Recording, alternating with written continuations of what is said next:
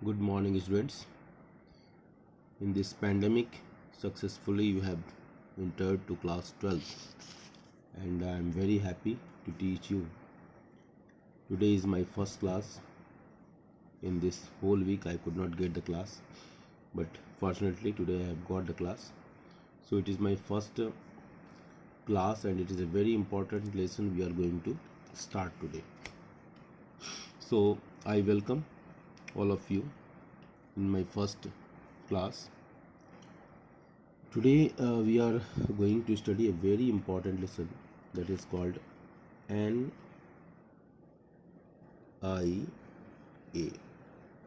National Income Accounting. National income accounting मतलब हम राष्ट्रीय आय की गणना किस प्रकार करते हैं, that is national income accounting का ये पहला लेसन है जिसको हम नेशनल इनकम के नाम से जानते हैं। और ये मैक्रो इकोनॉमिक्स का बहुत ही इम्पोर्टेंट MACRO मैक्रो इकोनॉमिक्स का बहुत ही इम्पोर्टेंट टॉपिक है। तो अब आप क्लास 11th में you have already studied about macro economics, micro economics आप ऑलरेडी पढ़ चुके हैं। Today we are going to study about the macro economics. अब मैक्रो इकोनॉमिक्स स्टार्ट करने से पहले national income accounting we must know about the word. So macro, this word originated from what? Macros,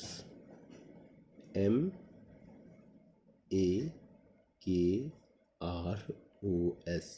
अब ये देखो मैक्रोस, MAKROS, मैक्रोस। और इसका मतलब ही होता है, क्या होता है मतलब? Large, LARGE, large. इसका मतलब ये होता है क्या? लार्ज। तो आप इस इकोनॉमिक्स में, मैक्रो इकोनॉमिक्स में आप you study about the large quantities. What you study? Large quantities. So we can define macroeconomics in what way? It is a study of aggregates. It is a study of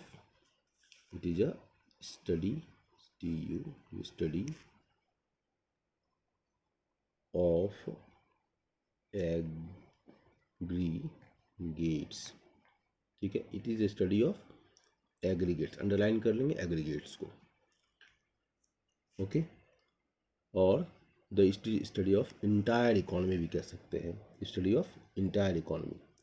अब entire economy हम जब बात करते हैं तो economy में होने वाली बहुत सारी चीज़ें हैं, बहुत सारी एक्टिविटीज़ हैं, उन सब का हम स्टडी करते हैं। जैसे माइक्रो इकोनॉमिक्स में आप इंडिविजुअल्स का स्टडी कर देते हैं, यहाँ पर हम किसका स्टडी करते हैं?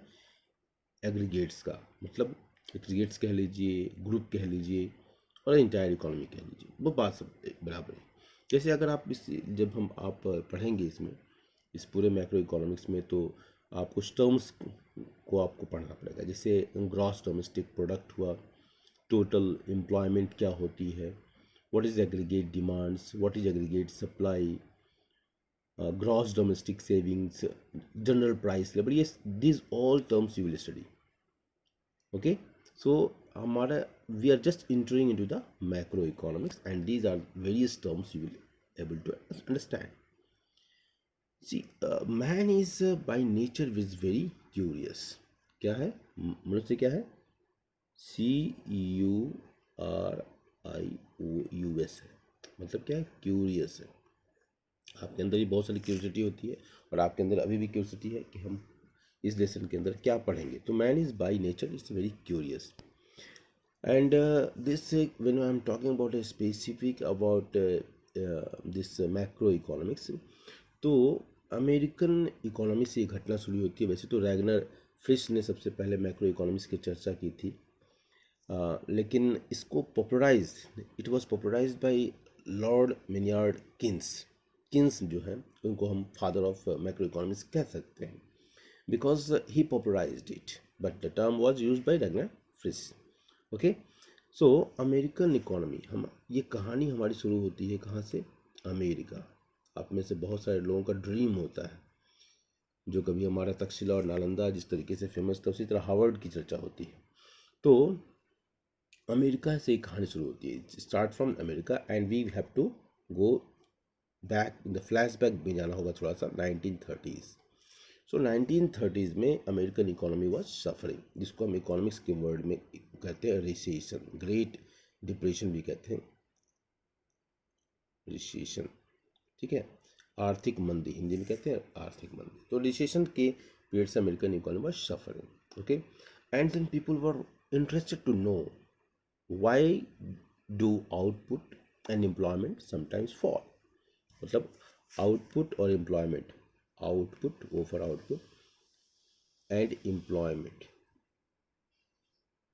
एम्प्लॉयमेंट ये क्यों नीचे गिर रहे हैं, पहला point, why do output and employment falls, ठीक है, and how can unemployment be reduced, unemployment को कैसे कम किया जा सकता है, मतलब एम्प्लॉयमेंट को कैसे बढ़ाया जाए, अनएम्प्लॉयमेंट को कैसे कम करना है, मतलब एम्प्लॉयमेंट को कैसे बढ़ाना है। Next, what are the sources of inflation, inflation का मतलब जानते हो कि राइज इन प्राइसेस। तो इन्फ्लेशन, इन FLATION, इन्फ्लेशन, इसके पीछे की वजह क्या है, what are the sources of inflation, okay, point को ध्यान में देखते जाएंगे, and how can it be kept under control. And third important point, how a nation can increase its rate of economic growth, और economic growth को कैसे बढ़ाया जाए, economic ग्रोथ को कैसे बढ़ाया जाए। तो ये की पॉइंट्स थे जो एक्सप्लोर करना चाहता था, क्योंकि मनुष्य क्यूरियस होता, तो इकोनॉमिस्ट भी तो क्यूरियस होंगे।